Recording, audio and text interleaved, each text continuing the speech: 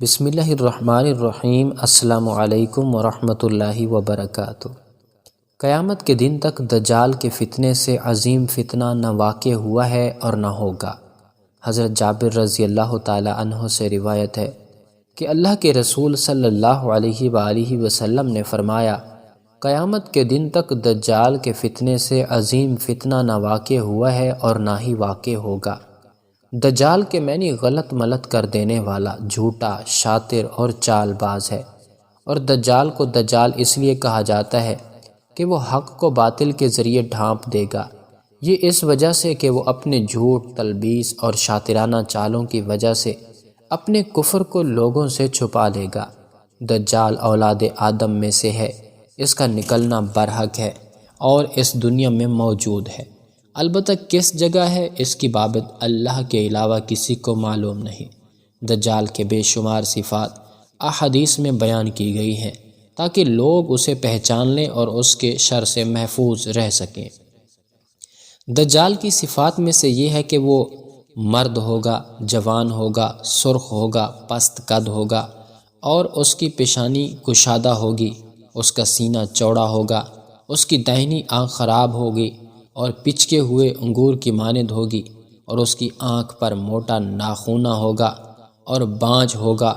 اس کی اولاد نہ ہوگی، اس کی آنکھوں کے درمیان کافر لکھا ہوگا جسے ہر مسلمان پڑھ لے گا، خواہ وہ لکھنا پڑھنا جانتا ہو یا نہ جانتا ہو، جبکہ کافر اور بدبخت لوگ اس کی صفات کو جاننے کے بعد بھی اسے نہ پہچان سکیں گے اور اس کے فتنے میں پھنس جائیں گے۔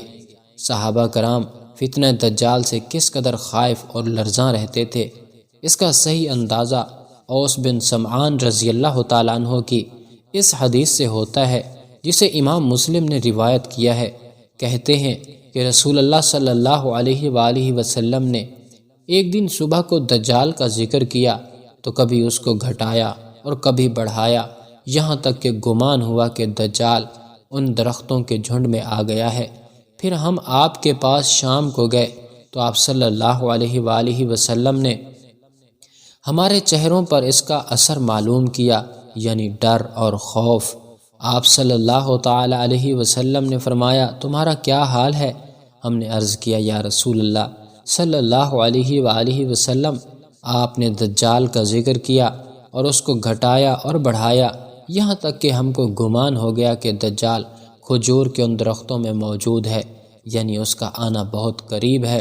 ذرا غور کیجئے کہ ایک دن جب مجلس نبوت میں فتنہ دجال کا ذکر ہوتا ہے تو آپ کے جاں نثاران اس کی سنگینی کو بھانپ کر نیم مردہ ہو جاتے ہیں، ان کے دلوں میں خوف و وحشت طاری ہو جاتی ہے اور انہیں یہ گمان ہونے لگتا ہے کہ شاید وہ ان کا نوالا بننے والے ہیں۔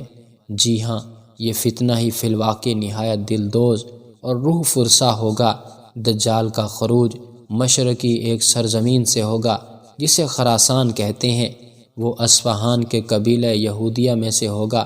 اصفہان مغرب میں ایک شہر ہے جسے آج شہرستان کے نام سے جانا جاتا ہے۔ سنن ترمذی میں حضرت ابوبکر صدیق رضی اللہ تعالی عنہ سے روایت ہے کہ رسول اللہ صلی اللہ علیہ وآلہ وسلم نے ارشاد فرمایا، دجال مشرقی ایک زمین خراسان سے نکلے گا، اس کا ساتھ دینے والی ایسی قوم ہوگی جن کے چہرے چوڑے چوڑے ہوں گے، یعنی گول منہ، موٹے، جیسے ترک لوگ ہوتے ہیں۔